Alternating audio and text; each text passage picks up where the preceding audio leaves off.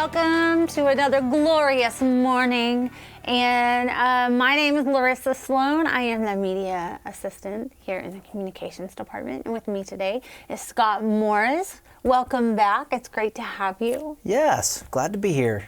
How was the weather this weekend for you? Did you get to bike ride? Wow, you know what? I had a family thing come up, and I was in Conroe, Texas over the weekend, and it was 82 degrees down there. So, yeah, we went outside and took some morning runs, and it was really beautiful weather to be outside. That's really honorable. I don't get outside and run at all. I really should. Well, this weekend was really good. We were really productive. We were able to get a lot of stuff done just around the house, and it was kind of rainy, but that's okay. That just makes you want to stay inside a little bit longer. So, well, we are going to just jump right into things. So I looked up some stuff, and guess what today is? I'll let you guess. I think you're going to tell me. I am. So today is National Poinsettia Day. And so, you know, I heard that these things are poisonous. Is that true? They're mildly poisonous to cats and dogs. And if you ingest them, now, this is my disclaimer, I am not a doctor. But not necessarily to touch them, but if you eat them. If you consume them. If you ingest them. It could be an issue. Now, we are not a doctor, so this is all coming from Google. And we all know that Google is not necessarily reliable all the time. So so I just have some fun little tidbits. It is not a flower. It is a modified leaf, because if you look, it doesn't have a flower. It looks like a leaf, like a maple leaf or, something like that. And then it is mildly toxic to cats and dogs. And the poisonous aspect of it said that it was greatly exaggerated. So, but it's the milky white sap from it that makes it that way. And then, do you know what it means? It's got a meaning. Poinsettia? Yes. I bet you're going to tell me. It's joy and cheer. That is appropriate for the month of December, isn't it? It is. And it has like a whole bunch of other information that went on with it, but I felt like that was the key highlight points. And so I don't suggest eating them at all. But just know that if you do, I suppose that you're... All right. Well, Enid, yeah. Happy Poinsettia Day. Yeah, absolutely. Well, we have some other fun stuff to talk about, and so we are going to just talk about it. I know that this next subject is highly anticipated throughout the whole entire area of Enid. So let's talk about this new cinema coming through. Okay. So we have a site plan that we've received for a new cinema. I don't know if we can get the picture of that up there on the screen, but Icon Cinema is what's been turned in as a site plan. We have a few renderings that we're trying to show to you now, but the Icon Cinema site plan has been approved by the City of Enid, and they've also approached city mayor commissioners and asked for kind of an incentive package, and that's been in the paper, and so we've approved an incentive package that they've asked for. And so, really the next few hurdles for them is to lock up their financing and get their building permits and start building. So that is going to be really, really exciting. It is going to have 8 regular size movie theater screens and then a big mega screen. Those are IMAX. So I don't know if it's specifically the IMAX brand, but it'll be a mega screen experience. And then they'll also have an entertainment center inside that includes some duck pin bowling.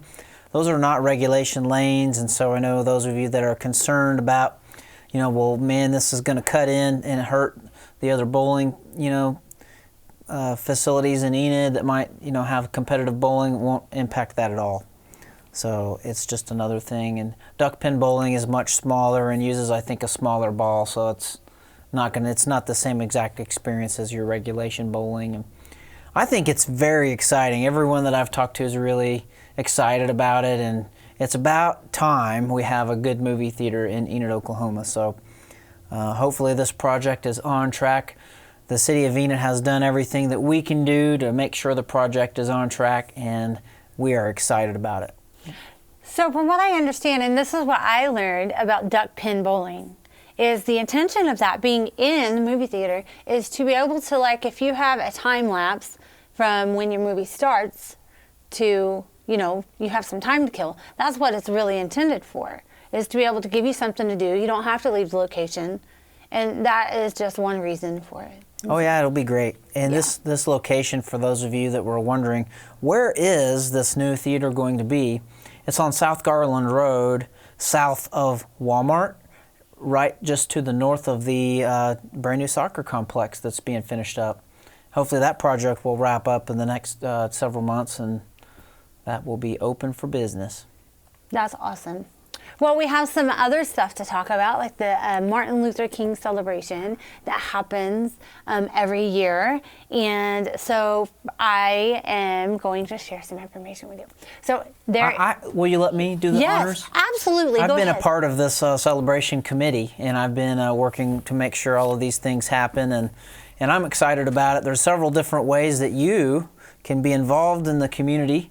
And first off, it kicks off with a prayer breakfast. And what this prayer breakfast usually encompasses, and it's from 8 to 10 a.m. on January 14th. This is at Central Assembly of God over on Oxford, 1202 Oxford Avenue. And it is, of course, breakfast. And then we have someone come in, a speaker, usually, that will speak about the topic of MLK, and maybe something that's on their heart about it, or maybe something to do with the theme, which this year is A Race to Unity, Why We Can't Wait. And then there will be, I think, 7 different pastors that will pray for different themes, and that might be over our city or over our state or nation, or for unity or peace. And so it's just a great time of fellowship and breakfast and prayer, and hear a good speaker. And then we have a couple other events coming up. On the 21st of January will be the commemorative march. And so join us at 1:30. We'll all get together and we'll march around the square downtown. And there might be some banners. Sometimes there's a song that gets sung or something like that. And it's just a good, friendly time to be together, and everybody's in a great mood and having a good time. And then that is kicked off by a celebration program. And that is such a good event because there's usually a good headliner speaker that gives a good speech. But to me, one of the best parts about the celebration program is, you know, there are a ton of children that are there that have participated in some type of poetry or different things. And this year it's a letter, and they're going to be writing some different things about MLK, and so there'll be contests in different grades, and it just is a great way to get youth involved in what this holiday really means, what MLK, Martin Luther King Jr. stood for. And that's my favorite part of the program, is seeing all the children that are there and seeing their faces whenever they, you know, win an award for something, and it's a beautiful thing. So I encourage you, if you've never been to the march or the celebration or the prayer breakfast, maybe this is your year, 2023. Come participate. That's wonderful. Yeah. You know, the library has some stuff going on too. Really? Yeah. Tell us what they've got going on. They always have things going on. They will have an art exhibit. And I'm going to tell you some information about that. I don't know it right off the top of my head, but I have my trusty paper here. And so this is going to be local 4th grade art students, or 4th grade students that have drawn Christmas-themed art. And so the Stride Bank and the Enid Public Schools collaborated on the art contest for 4th grade students to draw the one tree. And so this will be available for all of you to view at the library. And there will be an awards ceremony on Saturday, December 17th at 10 a.m. in the library's Great Plains room. And so this will actually be on display from Friday, December 9th until January 15th of next year. So if this is something that you would love to go check out, then go go see it in the library. And then if this information was just said too fast, then you can go to the library directly, or you can call them and they will be more than happy to repeat that information. You know, I know we're on the topic of the library, but let me just interject quickly and say, hey, we live in a great community here in Enid, and there is a lot going on with the one tree that you were just talking about here for the art exhibit. This Saturday, I think last weekend was very successful. Like I said, I was out of town, but I think they had their Christmas critters. I think they had a live petting zoo and all kinds of things this last weekend. This coming weekend, there is going to be live bands down there at the tree on Saturday. There's several different other options going on, and then Saturday night they're having there's a lot of volunteers that have it's storybook night downtown, and they're going to be reading stories to children, and so it's just another great excuse to get downtown, go ice skating, and be around the tree and have a magical Christmas moment with your family. So, don't they have a website that you can see all the events that are happening down there? They do have one. I believe if you look up the one, you'll find what website it is. I can't remember exactly the whole website. They have a Facebook page, so you'll find it if you look for it. Yep, that's exactly true. And then they also have a murder mystery in it at the ugly Christmas sweater party. That's a lot to unfold in one breath. And so I also, in the same note, don't have all the information right off the top of my head. So I have my trusty, handy dandy paper that I'm going to read this information to you. Okay, so this is going to be, it's called The Murder at the Ugly Christmas Sweater Party, and it is a murder mystery. It is Tuesday, December 20th from 6 to 8 p.m., and this is how they worded it. The library's Great Plains room will be transformed into the Snowflake Lodge, where the residents of Snow Falls gather for their annual ugly Christmas sweater party. But with the rumors of blackmail, greed, and a revenge afoot, will the holiday spirit be enough to quench their scandal? You are invited to the party to find out. Be sure to wear the tackiest holiday sweater, as you might be the winner of the contest. There are 10 speaking parts for this murder mystery, and if you don't want to have a speaking part, that is okay. You can still come. There are door prizes, a cookie decorating contest, and some refreshments. Space is limited, so you will have to register for this at the library desk, or you can call the library at the number on the screen, and they will be more than happy to help you. Now, this is an age-restricted party, so it is 18 and up. Who done it? I don't know, but I want to know. Was it the maid in the lobby with the clothespin? I don't know, but we love Clue in my house, so this might be, I don't have any ugly sweaters. I might have to make one or something, I don't know. But I just think that sounds like a lot of fun. I don't think I've ever been to an ugly sweater party, so I might have to just go. Yeah. And then we also have Parents' Night Out, and this is from your Parks and Rec. This is a free event. This is December 17th from 4 to 7 p.m. over at the Champion Gym, and you will need to register for this. As I said, it is a free event, and the reason for you to register is because they will have refreshments and things of that nature, probably crafts, stuff like that. You can find information out on what they will be doing at enid.org/parentsnightout. The intention of this event is to give the parents some time to go and get the Christmas presents wrapped or bought, or dinner maybe without children. I don't know. I can't believe we're already up on this date, December 17th. These last few months have just flown right by. Yeah. My grandparents said that time, the older you get, the time just flies by. So, I mean, it is crazy how fast it goes, for sure. Appreciate the ones that we have. That's all I can say. And then we're going to move right into our road closures and our infrastructures. We told you about this road closure last week. We're going to continue to tell you about it so you can be reminded. And this is a road closure on Pheasant Run that started on November 28th. This is in the 5500 to the 5700 block of Pheasant Run. It is for concrete repairs.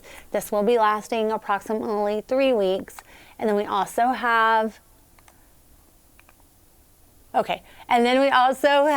the road closure on Meadowbrook Drive, and that's also for concrete repairs, and that will be lasting approximately 3 weeks as well.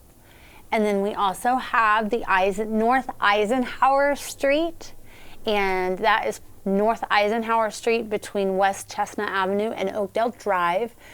They are notifying the homeowners or the residents that live in all of these areas that they need to find alternate parking as it applies. And so this is for ONG work that needs to be done, and that is supposed to last about a week. So that's good to know. That's my way around the Waller school zone right there. So I have my ways around getting out of that traffic too. So just please be aware of our workers as you're out traveling and trying to get from one point to another. Slow down when you see them out and about because they want to get home too. And so obviously all of these closings are weather permitting, and so, God willing, we will be able to get it done in the amount of time allotted. So, and then there's that, and then I think that's it for our infrastructures. And so we're going to move into our employment opportunities. I know that we talk about these all the time. We just want to put it out there, the positions that are available. You can go to enid.org/careers. If you know somebody who's looking for employment, the city is a wonderful place to be. We definitely need good workers, and if you're one of those, then apply. You don't know what opportunities await. not bad job postings at all. No. Come on, work for us. It's a great place to work. Yeah. And then we also have, I'm going to let you take over because we're going to move into talking about our state of the city. Yeah, that's coming up Friday the 13th, Friday, January the 13th, 11:30 a.m. Join us, and the mayor will outline kind of the last year that we've had and maybe looking forward into next year and what we want to try to get done. And it's just good to hear what some of the accomplishments are and what we're trying to aim for in the future. And this will be Mayor Pankinen's last time to address us in the state of the city, since he didn't file to run again for mayor. So I have really enjoyed working with Mayor Pankinen, and it will be good to hear what he has to say for the State of the City address. So join us. It's at the Stride Bank Center at 11:30 on January 13th. Wonderful. And then we also have some meetings that are coming up. We have the MAPC meeting that is on December 19th at 6 o'clock in the council chambers. And then we also have the commission, or the city commission meeting, and that's going to be the next day on Tuesday, December 20th. The study session is at 5, and then we also have the commission meeting starting at 6:30. Yeah, these are great meetings that are coming up. We've got a couple of rezonings at the MAPC meeting, and then the city commissioners meeting. We may have an adjustment to make the slide because we may not have a study session. So if you're listening to this, you're going to want to check the agenda and check our website before you show up at 5 o'clock, because it could be that there is not a study session next week on Tuesday. So that's good to know. We will make sure we notify that on the agenda if that part of the meeting is canceled, and we'll give everyone adequate time to prepare for that. And that will be a nice little Christmas gift as one less meeting to go to. Yeah, for sure. Well, I know we always talk about our apps that we utilize within the city, and so if you need help downloading them, we are here. So we are here for you. This is our weather app, and then SeeClickFix is for information, like issues that you see throughout the town. And these are just a few that you can report on. There's 55 other topics that is available. That way, if you see something, Like I said, you're more than welcome to go to the website. You can also download on your phone. You can give us a call. They're both just great ways to stay connected. So if Yep. you're concerned about, wanting to know what's going on, both of these apps are great. Especially, sometimes in January and February, that's when we tend to get weather. So that's a good way to stay in the know on what's going to happen with weather, is to use the Garfield County Emergency Management app. And then C-Click Fix is just a great way. Yep. Everything that we talk about with road closures, water repairs, different things like that, and other community events, you get notified in C-Click Fix. Yes. Even if you aren't reporting the issue, it's just a good way to stay in the know about what's going on. So download it. And if you need anything, as always, you can call Larissa. Absolutely. And she will help you with that. And I think that might be... I am more than happy to help. That's right. Because we're here to help you. You don't need to feel stuck. If you want to stay up to date on what is going on, you can connect with us on our social media sites. C-Click-Fix is a great place to get those notifications on your phone or in your email.